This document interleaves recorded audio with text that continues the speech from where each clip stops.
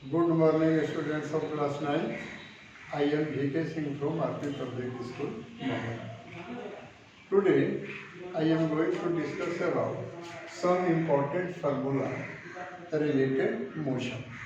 Motion में हम लोग जान गए हैं, जब किसी भी टाइम ऑफ इंटरवल में किसी ऑब्जेक्ट का सिचुएशन बदलता रहे, प्लेस बदलता रहे, तो उसको मोशन कहते हैं। अगर वो रेस्ट में नहीं है तो मोशन है।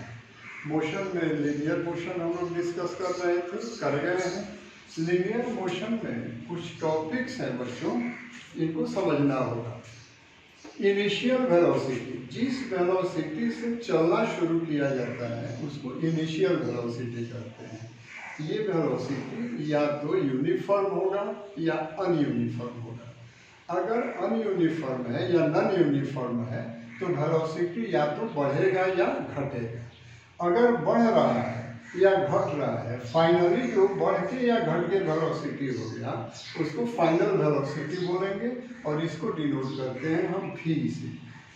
टाइम टेकन u से v हो जाने में जो समय लगा उसको हम t से डिनोट करते हैं, ऐसा यूनिट सेकंड होगा। और इतने देर में उसने जितना डिस्टेंस ट्रेवल कर लिया उस डिस्टेंस को हम s से डिनोट करते हैं। अब हमारे मेन फार्मूला होंगे v is equal to u plus a t, s is equal to u t plus half a t square. कभी कभी हम लोगों को जरूरत पड़ जाती है v square is equal to u square plus 2a formula की। हम लोग 1 बाई 1 इन फार्मूला को डिराइव करेंगे। देखो, मान लिया कोई u वेलोसिटी से चलना शुरू कर रहा है, 1 सेकंड के बाद उसका एक्सेलरेशन अगर a है तो 1 सेकंड के बाद वेलोसिटी क्या होगा, u plus 1a, u plus 1a, जिसको हम सीधे a लिखते हैं। 2 सेकंड के बाद उसका वेलोसिटी क्या होगा, u प्लस 2a। 3 सेकंड के बाद वेलोसिटी क्या हुआ, u plus 3a। Similarly t second के बाद उसका वेलोसिटी v क्या होगा, u प्लस ta।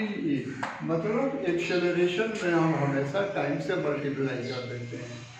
5 सेकंड के बाद अगर निकालना है 5 इंटू ए, 8 सेकंड के बाद 8a, n सेकंड के बाद na, सिमिलरली t सेकंड के बाद ta।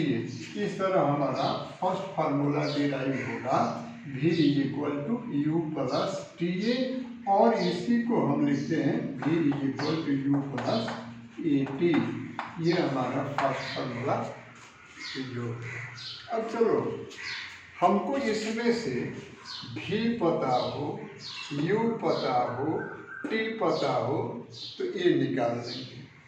u पता हो, a पता हो, t पता हो, v निकाल लेंगे। ये 4 क्वांटिटीज जो हैं, initial velocity, final velocity, acceleration and time, इसमें से कोई 3 क्वांटिटी पता है तो फोर्थ हम कैलकुलेट कर लेंगे, और इसका प्रैक्टिस हम लोग क्लास में करेंगे। नेक्स्ट हम आ रहे हैं s is equal to u t plus half a t square. इसके लिए एक बार फिर मैं रिमाइंड करा दूं, what is acceleration.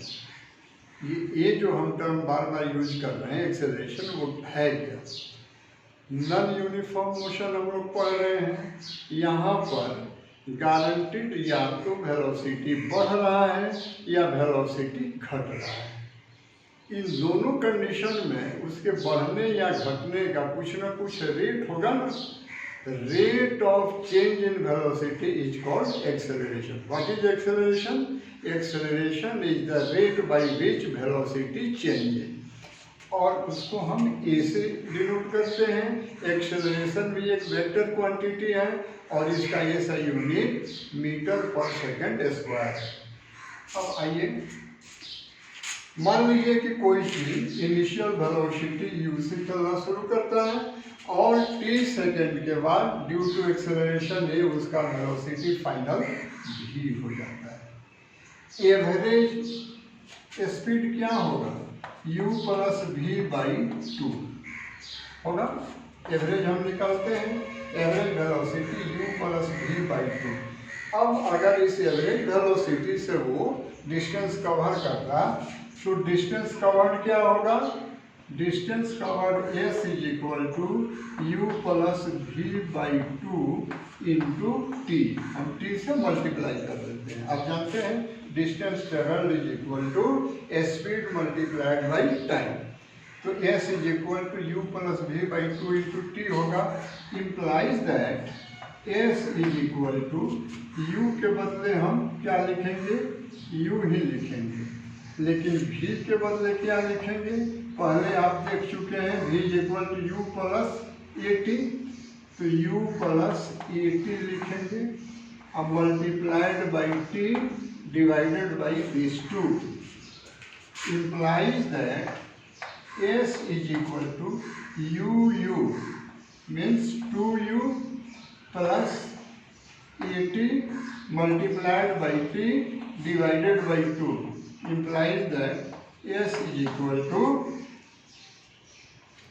now I am going to multiply this by t, 2ut plus 80 square divided by 2 implies that s is equal to 2ut divided by 2 plus 80 square divided by 2 is equal to ut plus half 80 square. Therefore, our this formula is derived s is equal to ut plus half 80 square.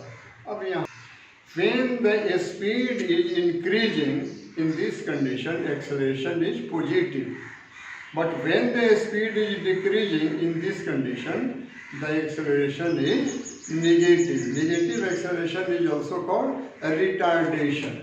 जब भी speed कम होगा यहाँ acceleration हम negative ले लेंगे और negative acceleration के साथ हर ये प्लस पॉइंट निगेटिव में बदल जाएगा। ये कैलकुलेशन में हमको दिमाग में रखना होगा।